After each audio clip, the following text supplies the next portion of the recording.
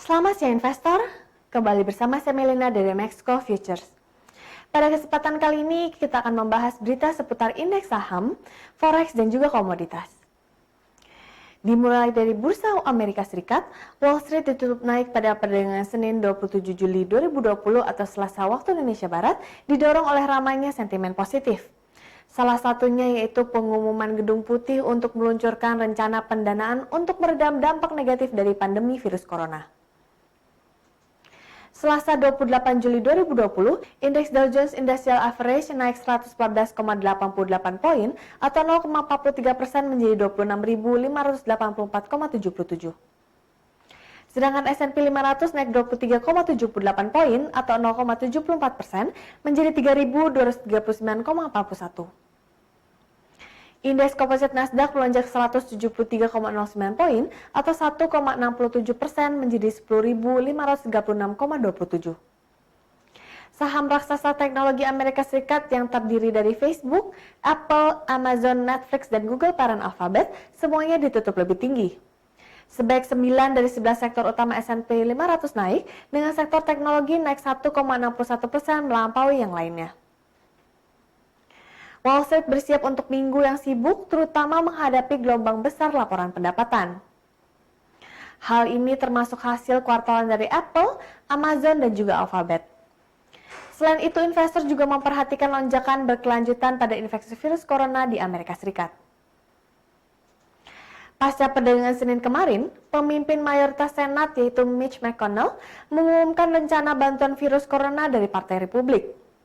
Rancangan undang-undang pendanaan tersebut akan mencakup bantuan untuk orang Amerika yang menganggur, pembayaran langsung lainnya kepada individu hingga $1.200, tambahan dana pinjaman usaha kecil, program perlindungan paycheck, dan beberapa program pendanaan lainnya. McConnell mengatakan RUU tersebut akan menetapkan asuransi pengangguran federal sebesar 70% dari upah pekerja sebelumnya, menggantikan pembiayaan senilai $600 per minggu yang akan berakhir minggu ini.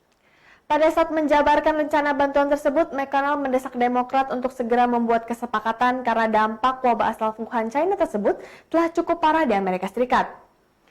Meski kabar tersebut cukup baik, namun demikian harga saham berjangka justru hampir tak berubah dalam perdagangan semalam.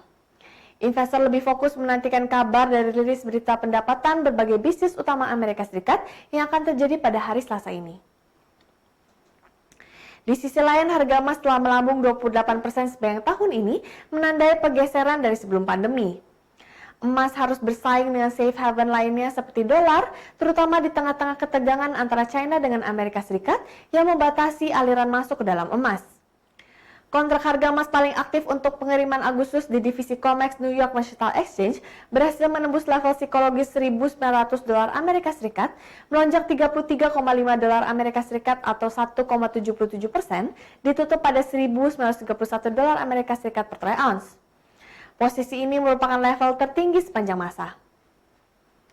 Emas yang tidak memberikan hasil atau non-yielding dianggap sebagai lindung nilai terhadap inflasi dan penurunan nilai mata uang, dengan para analis juga menunjuk aliran besar-besaran ke dalam dana-dana yang diperdagangkan di bursa ETF berbasis emas sebagai pendorong di balik rally. Sedangkan indeks dolar mencapai level terendah 2 tahun karena ketegangan antara Amerika Serikat dan China, serta kekhawatiran tentang ekonomi Amerika Serikat. Indeks dolar Amerika Serikat yang mengukur greenback terhadap 6 mata uang utama lainnya merosot 0,72% menjadi 93,68. Indeks sebelumnya jatuh ke 93,47, terendah sejak Juni 2018. Sedangkan harga minyak menguat pada akhir perdagangan Senin kemarin waktu setempat. Kenaikan tersebut di tengah harapan bahwa upaya-upaya stimulus akan membantu merevitalisasi ekonomi Amerika Serikat. Namun kenaikan harga emas hitam ini dibatasi oleh meningkatnya kasus virus corona dan ketegangan antara Washington dan Beijing. Harga minyak mentah berjangka West Texas Intermediate untuk pengiriman September naik 31 sen menjadi $41,60 Amerika Serikat per barrel. Sementara harga minyak mentah Brent untuk pengiriman September bertambah 7 sen, ditutup pada $43,41 Amerika Serikat per barrel. Dolar Amerika Serikat yang lemah yang membuat komoditas berdenominasi dolar lebih murah bagi pemegang mata uang utama lainnya juga membantu mendorong minyak berjangka. Sedangkan untuk minyak mentah Brent tetap berada di jalur untuk kenaikan bulanan keempat berturut-turut dan West Texas Intermediate akan naik untuk bulan ketiga karena pemotongan pasokan dari OPEC dan Rusia memberikan dukungan.